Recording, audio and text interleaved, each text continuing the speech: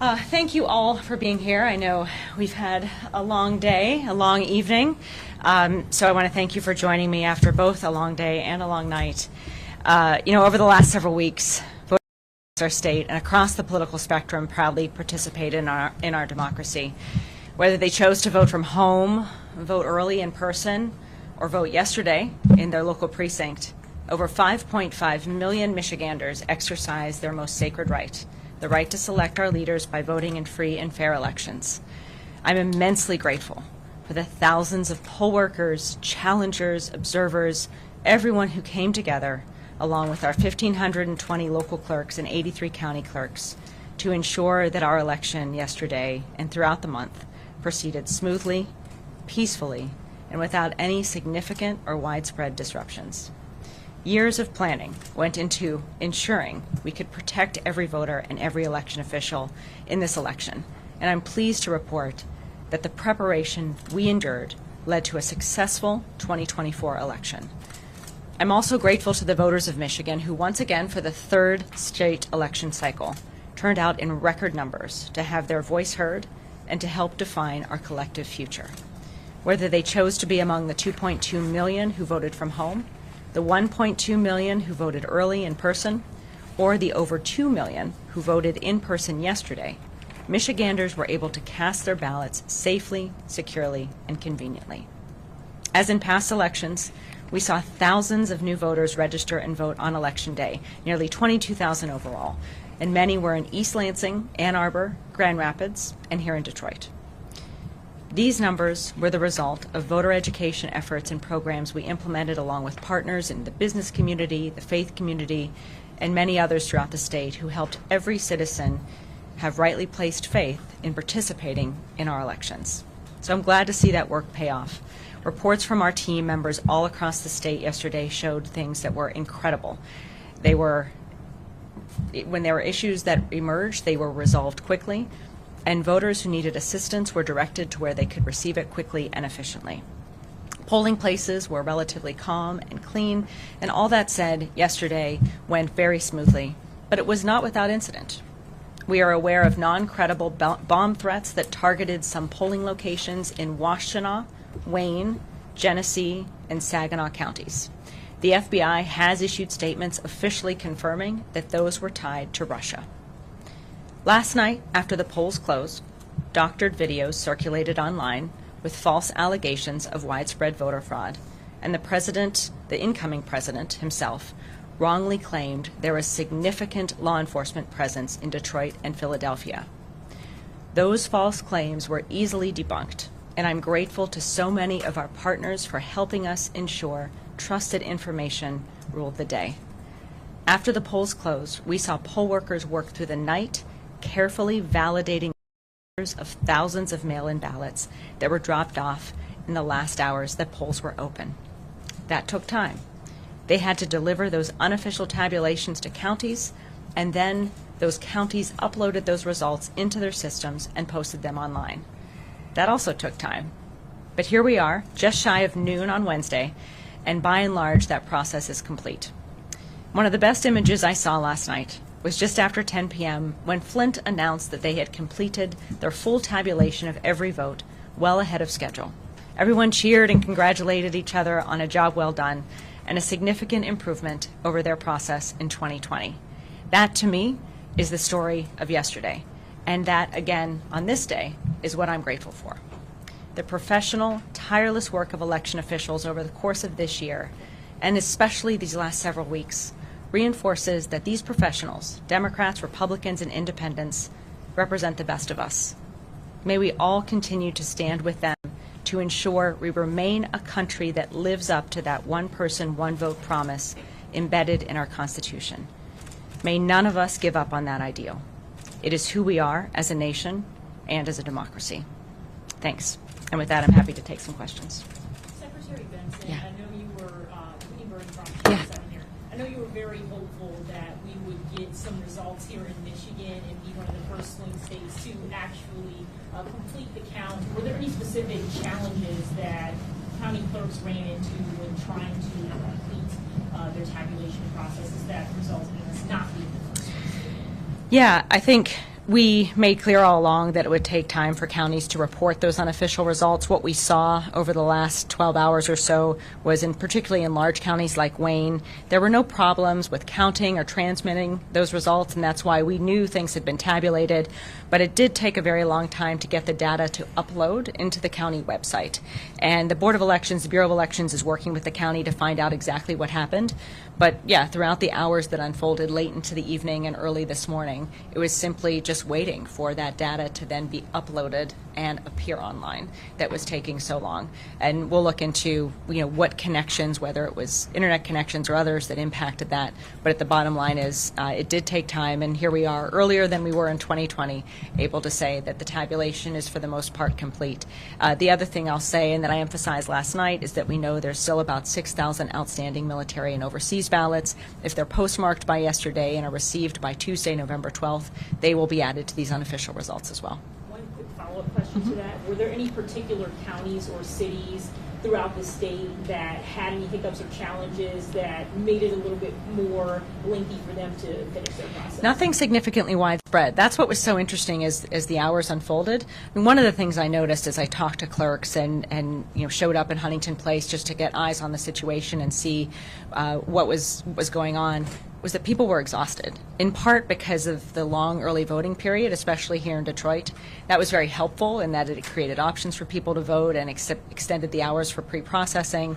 But people were also exhausted by midnight or 2 in the morning, and I think that is also something to take note of. But yet they stayed through the night. And again, that tabulation occurred on schedule. We were expecting Detroit to be done tabulating in or around midnight. They were done a few hours after. And with that, sent the results over to Wayne County, which then uploaded them. And it was really the time it took from when it got to the county to when it appeared online, that upload, that was really where we saw the slowness occur. And, I'll also, I think, attribute it to the fact that everyone was being so careful. We knew the immense scrutiny that this process was under, and I think everyone was very much on edge and just trying to make sure they did everything right, as they all, of course, did. But I think that contributed to some of the careful, slower actions, which we would prefer over speed and efficiency that leads to errors. Yeah. Secretary, are you able to clarify turnout numbers for yesterday? Is it larger than 2020, or do you have the exact numbers? We are, I think, we're about where we were in 2020 at this point. Now we're still waiting again for those overseas ballots and others to come in, so it'll be a few days before we know the final number, but we're at least above 5.5 million, which is where we were in 2020. So the way we're looking at it, as I mentioned, is we've really now had 3 back-to-back. This is our 3rd straight election cycle where voters turned out in record numbers, and that's what we're seeing as a victory. If turnout had dipped significantly under that 5.5, I think that would have been a cause for concern, perhaps, but that's not what we saw. We were essentially about where we were at 2020, give or take a few thousand, and we'll figure those specifics out in the days ahead. Benson, can you talk a little bit about, you talked about the doctor video. Yeah. How you knew it was doctor, and how you processed that, and then how you ultimately responded to it. And then second part, somewhat related, former president comes out with that through social post. What do you think he was trying to do, and then how you sort of processed that and then responded to it? Yeah, to the latter point, it's the former president saying there was a significant law enforcement present in Detroit and Philadelphia.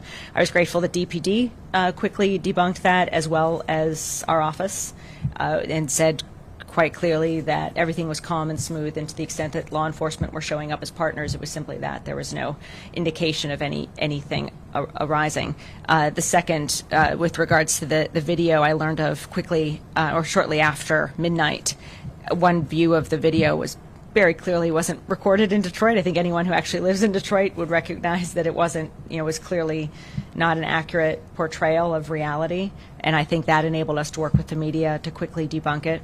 What both of those things said to me, though, however, is that I imagine, I don't have any data to suggest it, but I worry and imagine that there was much more planned to drop, potentially, to kind of create confusion and chaos in the hours following the election in an effort to potentially lay seeds to challenge results in the future. And we, of course, didn't see that play out, but the way in which and the timing in which both of those things occurred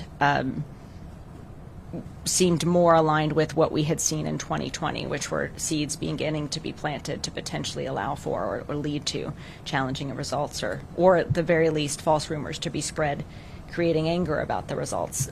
If those who were behind the video wanted to fan those flames anymore. And on the bomb threats, can you elaborate on the Russian connection you cited? Yeah, I think much like my colleague in Georgia, the state of Georgia mentioned yesterday, we received similar bomb threats in the counties that I mentioned. They were quickly addressed. Law enforcement visited the locations, confirmed that they were essentially considered a swatting incident. No voters were blocked from voting, which was in the midst of it our biggest concern, as well as making sure that they were not credible threats. And then the FBI confirmed later that the source of the threat, I believe it was an email, but the source of the threat came from a Russian IP address. Yeah. Secretary, yesterday you frequently said that a lot of signs pointed to high turnout in this election statewide, but Detroit, it lagged behind. It looks like it'll be lower than 2020, 2016 even. Do you have any kind of take on why turnout in Detroit ended up being not only low, but much lower than projections, even in the weeks leading up to the election? Yeah, we'll see how the final numbers lay out. What we were watching were the statewide numbers across the board, and seeing them be basically on par with our highest turnout election in history makes me really proud and shows that, in fact, turnout was through the roof. It's easy to remember years before 2020 when turnout was typically under 5 million. We crossed 5 million once in 2008 and then blew past that in 2020 to 5.5. And so our hope was that we would meet or exceed 5.5. We did that, and that I consider a success. As far as individual geographical breakdowns, we're going to be looking into those numbers once things become more clear and finalized. I think, and I did see all around the city a lot of people voting throughout the process. I think the Detroit City Clerk estimated turnout was at about 51%, which is below the state average, but not alarmingly so. But we'll look into all those numbers, I think, in the days ahead as we get through the canvassing process, and then can assess or prognosticate how to address any dips in turnout in particular localities in the months and years ahead. Secretary, you mentioned the 6,000 military and overseas ballots that are still outstanding. Just because so many of these races remain so close, do you have a sense of how many other ballots might have been cast that are not currently being reported and where those might be? No, you mean ballots that were sent out and not returned on time? No. Are there any other results beyond those 6,000 votes that were cast that have not currently been reported? And if so, do you know how many? Not that I'm aware of. The last update I received, there were still some communities in Wayne. I believe those have been reported, and still some communities in Kalamazoo County. I believe those have mostly been reported. So it's primarily those 6,000. But I haven't. There's multiple different locations of things being reported, and so it's hard to track all of them and know who's talking about what. But in terms of our qualified voter file, a lot of that stuff is still being uploaded and hasn't yet been posted on our website. All of that will play ahead. But certainly for close races that exist, the biggest and most significant, I would estimate, outstanding chunk of votes is coming from those overseas ballots. And I'll mention, it's not a guarantee that all 6,000 will return by Tuesday, but we all should be, and we will be monitoring that so that we can ensure any updates are made to results to reflect those incoming ballots. Yeah. I just wanted to revisit numbers briefly. My notes are correct from Monday when you spoke. 2 million absentee, 1.2 million early. So does that leave 2.3 million yesterday? We got to up about, I believe, 2.2 million mailed-in ballots because a lot came in yesterday. And so that's why you saw the number increase since Monday. And so we were at 2.2 in the mail-in ballots, 1.2 in the early in-person votes, and then another 2 in change. We're still seeing that number. We have at least 2 million who voted yesterday, and that gets us to about 2.5. I'm sorry, 5.5. A couple quick ones, if I can, on the threats, the bogus threats. Were they targeting urban areas, minority voters here and outstate? I mean, Washtenaw, Genesee, Saginaw, and Wayne were the 4 counties where we saw those threats. So you could make your judgments about the turnout demographics of those 4 counties, but that's where we saw the threats land.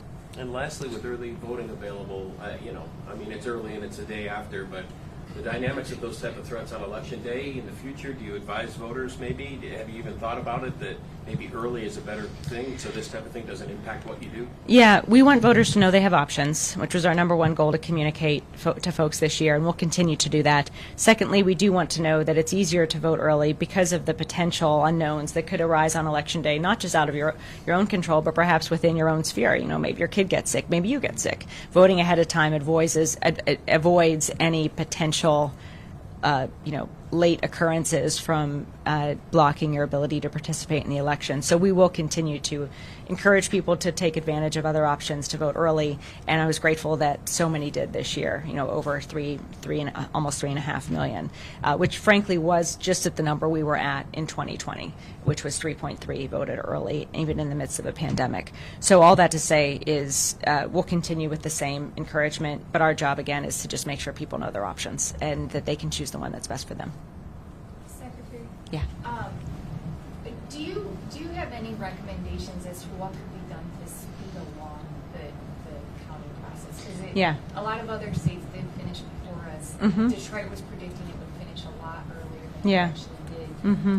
What needs to change in Michigan's system to speed along? I would say additional resources were the biggest piece. More people, more machines, that would make the biggest difference. But having, being there in Huntington Place last night and talking with folks as they were waiting for ballots to come from the Detroit Board of Elections to the tabulation center for tabulation, a lot of the delay was just in the meticulous focus on pre-processing every ballot before sending it to be tabulated, checking those signatures, seeing if any need to be cured. Things like that took a lot longer than I think a lot of the workers and leaders in Detroit anticipated. And that was really the first slow gap. And then if you had twice as many people and more resources from the state, that would speed that process up quite significantly.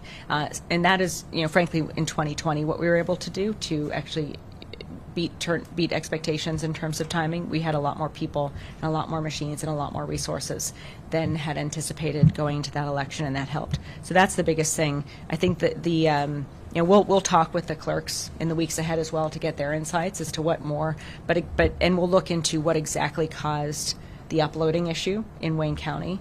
But in those waiting hours when everything was done being tabulated, with the exception of a few locations in Dearborn, Livonia, Inkster, and parts of Detroit, which were the last ones to come in for Wayne, it really was just kind of looking at our watches and waiting for things to go from being accepted by the county to then being posted on the website, and that just took a long time. Perhaps with more staff and resources, that can speed up that process too.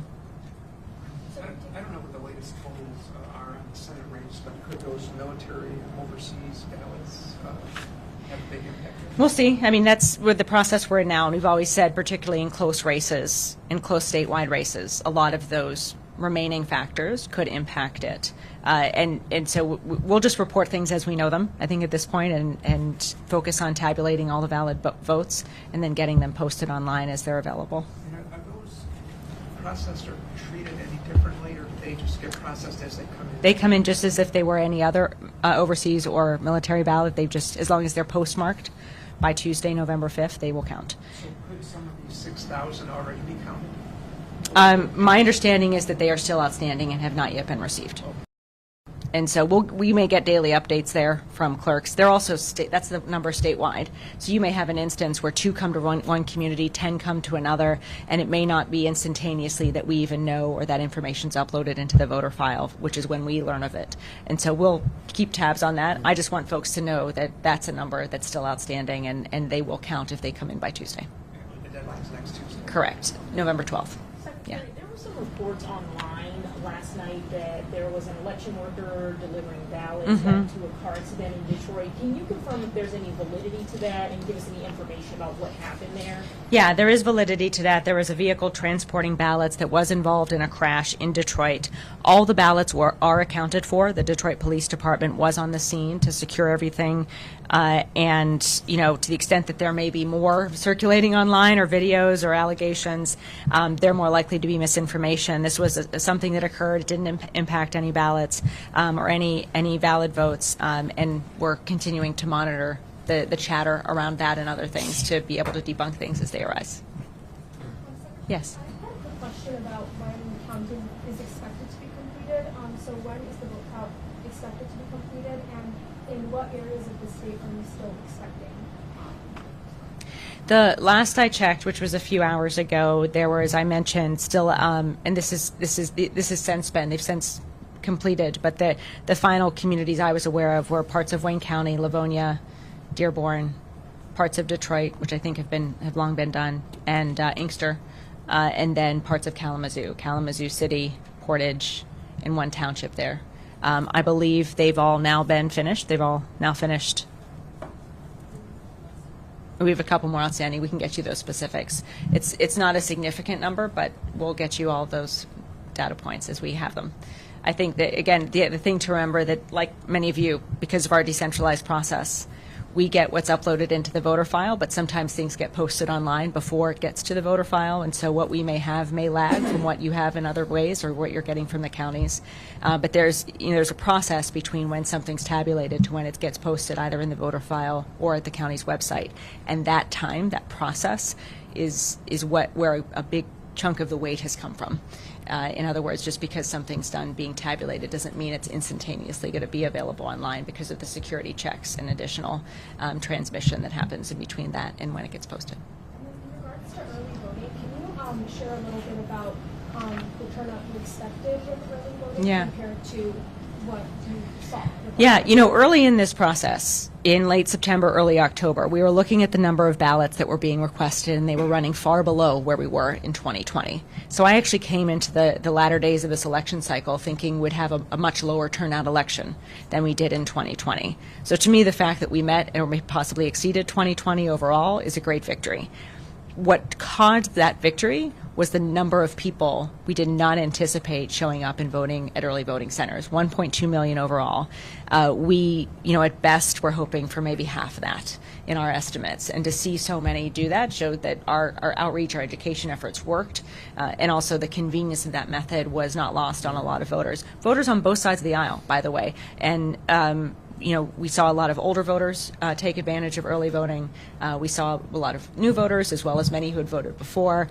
There were really, Democrats, Republicans, and independents all took advantage of it. We didn't see any notable swings there.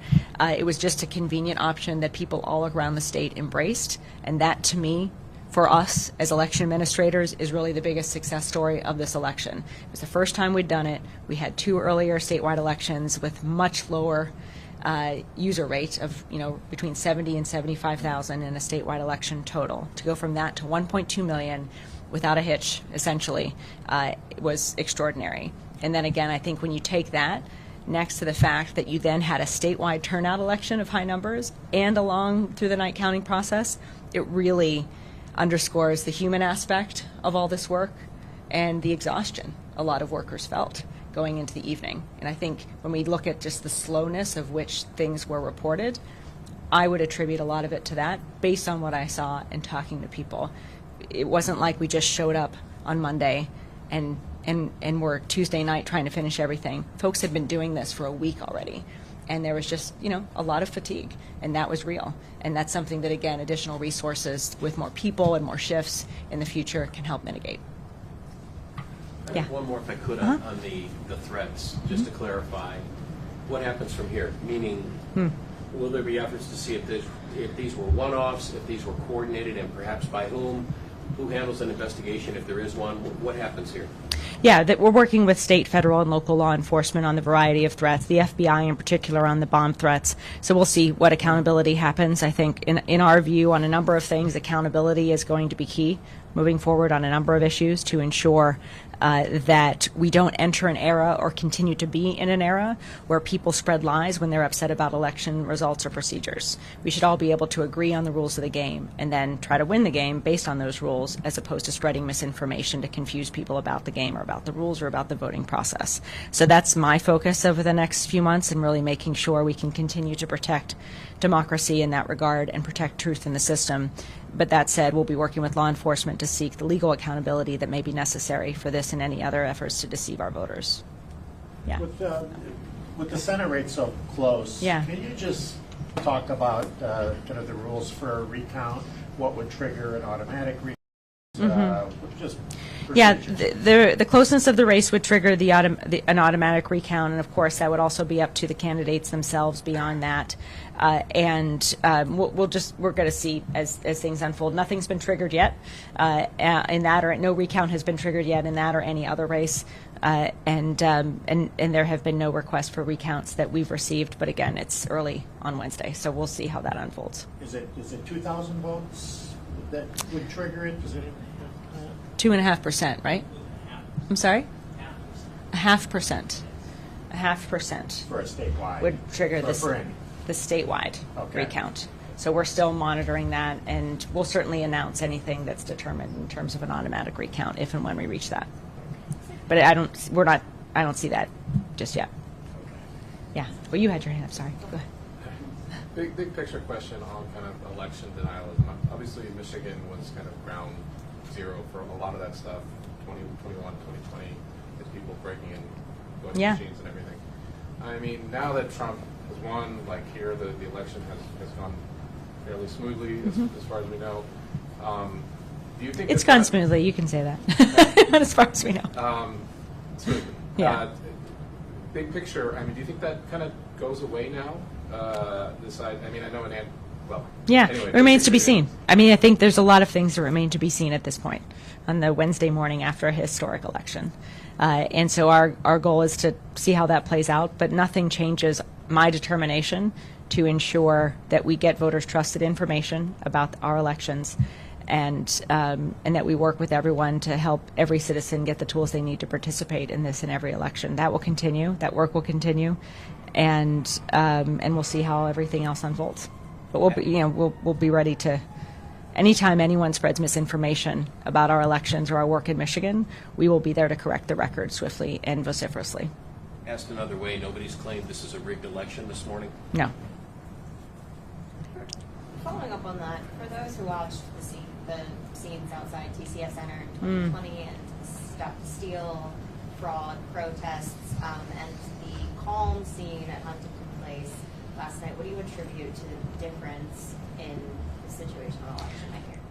I think it was two things that I observed. One, there was a lot more space, both physical space in Huntington Place. It was twice the space they had to complete the process, and then there was a lot more space in terms of time, which spread out the process. There was not scrambling to count, tens of thousands of ballots late into the day and all of the rest. And that, I think, led to a calmer, smoother evening into the morning. And the other thing, though, I saw, and I visited